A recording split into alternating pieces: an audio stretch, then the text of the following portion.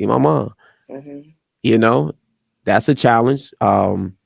Being a quote extroverted person, as people like to say, because its perception is like you. Some of it's reality. You know, the ability to just talk to anybody. I sometimes laugh at. I can go grocery store, bank, downtown, walking the street. I just strike up a conversation with anybody. Don't meet a stranger. I don't. I ain't met one, and God will ain't ever meet one. That being said, extroverts still get lonely. That's real. That came from the training, by the way. And I thought about, I was like, dang, there's some truth to that. You have a million friends, but do you got the good ones? That's why my circle's small. So again, long story to a short question. How to ask for the help? I mean, I'm starting with counseling. That's all I can tell people. You talk to somebody. That's why this is good for me. When you That's mention a start. when you mention flipping the script, I'm about it. Let's go. It's a really good start. And I'm thankful that I'm in your small circle. Yes. Thank you.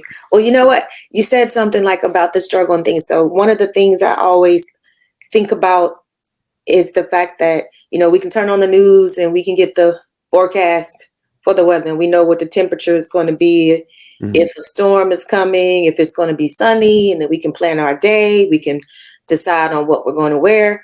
But when it comes to life, there's no forecasting system that helps us to prepare for what's coming ahead. So given what you're going through now and what you've learned, my question is, like, what's motivating you? What's pushing you to keep moving forward as you are literally in the midst of a monsoon pretty much right now?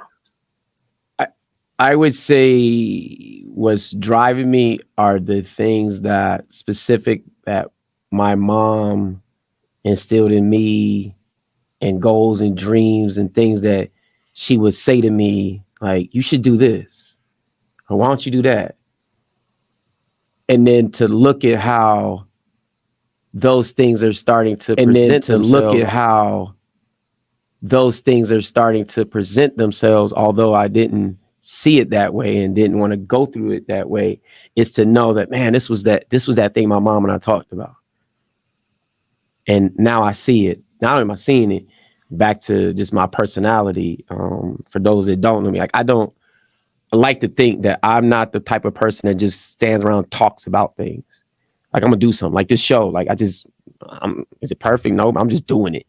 So it's like, now, like, that's what's driving me. Like, man, I'm able to do the things that we talked about.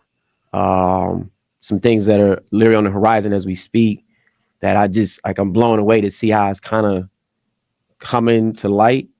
I like to say and think, for those that, didn't meet my mom, for the amount of extroverted personality I have, I'm a small version of the bigger my mom.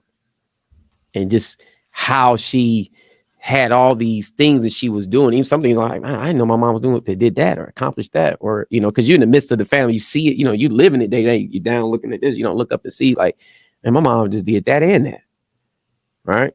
So it's more the pursuit of a place of being purposeful and happy, and not necessarily in that order. Like, that's what drives me. Like, I keep going back to these little clips I make. I'm learning. Jelana, you'll get this one. But it was one I kind of took the audio, and the guy was just basically saying, like, at this point in his life, like, that's all what it's about. I'm all about being happy. My as I tell my buddy, peace of mind is priceless. That's what drives me. Is it perfect? Nah. But it definitely helps me get up in the morning. You get some challenging days. Because I go back again, the world we're in, and that's the other thing I'm adjusting to.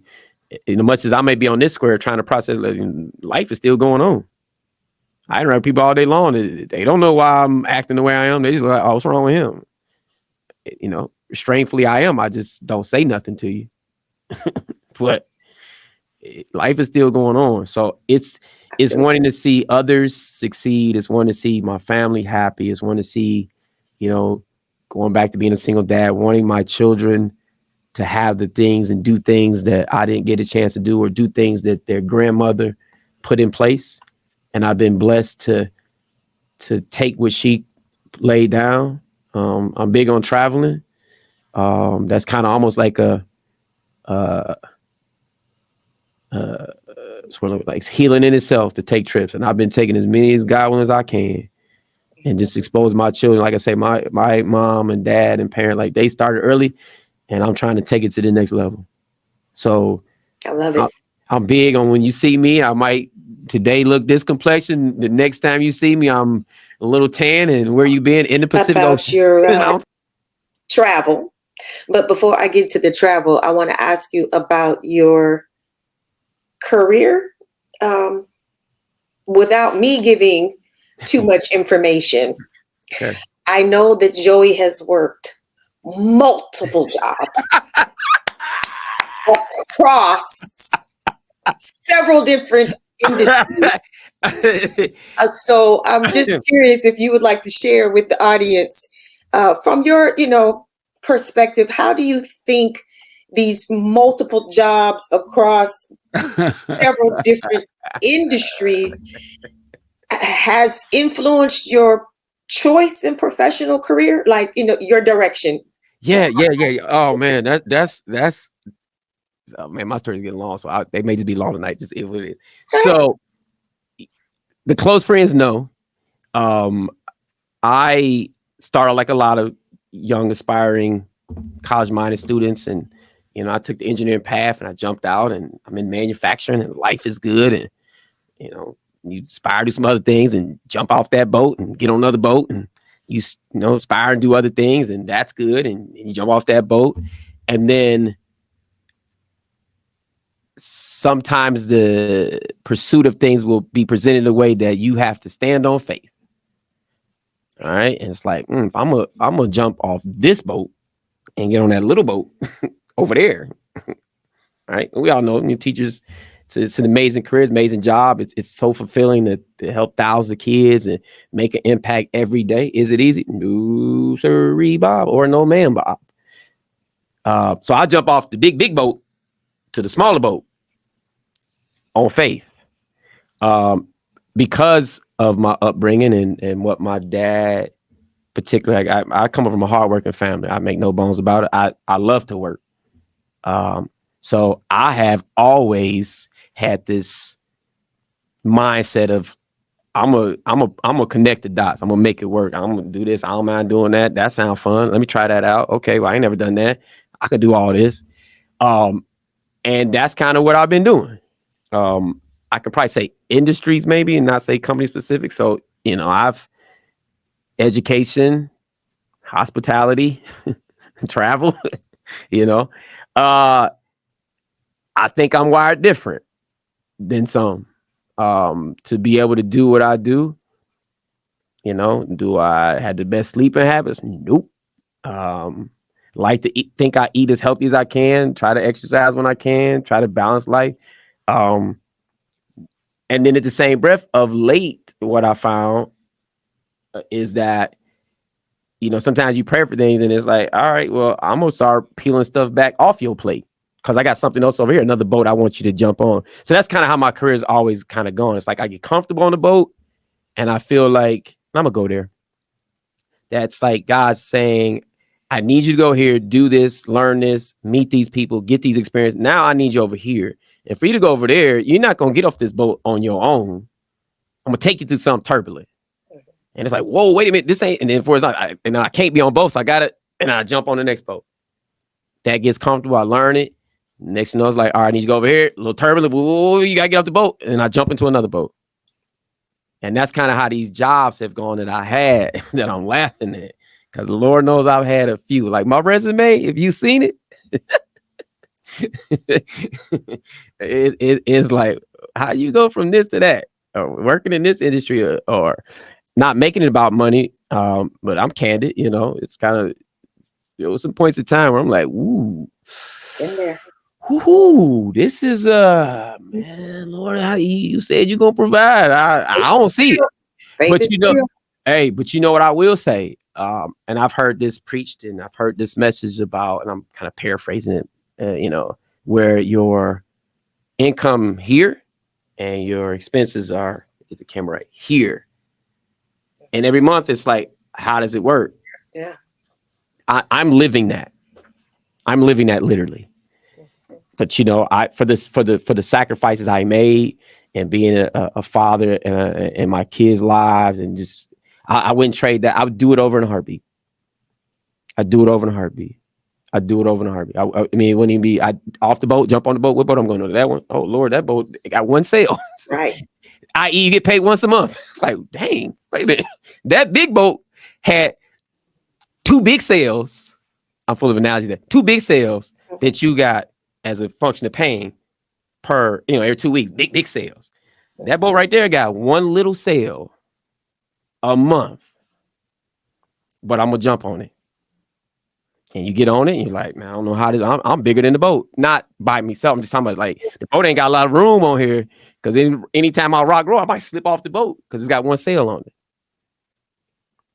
But God is amazing. God's amazing. Amazing. I've seen him pay all my bills, and all I had was $2 and some change in the bank account. Listen, you and I have talked. You shared with me. You shared with me. Going to happen? What? So yes, God is amazing, and you got to remember too, your gifts will make room for you, and He will always provide. Always. So I commend you on what you're doing, and with that part about the education, because you have been in the industry of education for some time now. Like, what do you say? What called you to education? Okay, take out the whole boat analogy. We know you hopped on the boat and you landed in education. Little boat, what's it? Okay. But you've been there for a while now. So we're going to attach, God has called you to education to do something. So what would you say you believe God has called you to education to how do you as far teach as your children? Okay. Inspire your children? I got you. That's a great question. So the transition from industry into education was one that in that moment, people thought I was nuts. Like, bro, what are you doing?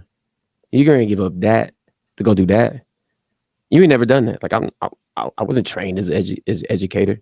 So I feel like the provisions were made before I even got there.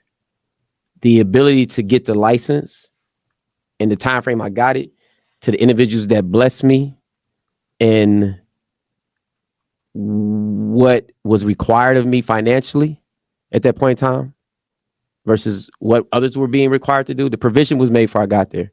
So then it became, what did I bring to the table, to your question? I like to think that my approach has been then, still now, almost to a fault. I am in that classroom as a father first, coach second. That's how I approach it. Good, bad, or indifferent. So I like to think that over the number of years I've been in this industry, the thousands of kids that I've taught, interacted with, that I have in some capacity shared with them.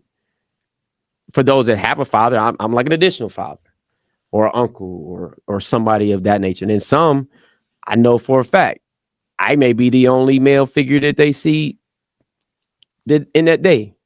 And of course, I'm coming as a father, masked as a teacher. So I'm saying things my first year I get there. Saunya, I was doing stuff that you probably as teachers wasn't supposed to do. Like, I'd be, wait, who are you talking to? Let's get some manners here. And kids look like eyes all big. I'm like, first of all, I don't go by that.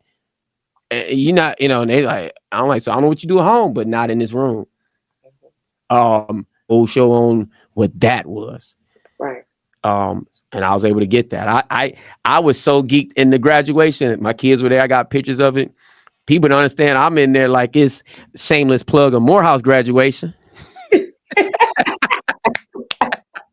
Hey, HBCU graduate. How about I say that? I'll bring all my HBCU. Nothing wrong. You better shout out that. Hey, look, I was a fool during the teacher graduation. People are all in there dignified, and I'm in there like, yeah, that's my boy. Yeah, dog. Like, I mean, I'm in there on one.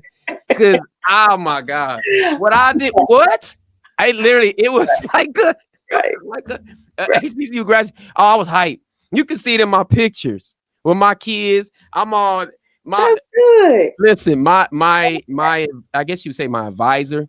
Mhm. It's very, very by the book. A lot of people didn't like strict, right? I came through that thing. I'm all in the picture hugging her like she was my girl. I mean, she's not. Or wasn't. But you would have thought, like, dang, you dating her. I was like, nah, that's how I was. It's like, well, you a little extra. I was like, oh, when I say hype, it was me and my 3 kids down there. And I just look back at that experience to say I knew there was a reason I came here. And I just like to think that's it. It's, has it been perfect? No. Has I had some challenges? You better believe it. Because the world we also come from, you and I, you know, there's a proficiency, there's a way that things are decided, there's a boom, boom, boom, boom, boom, let's go. And in the world that I'm in now, that's not quite how things work.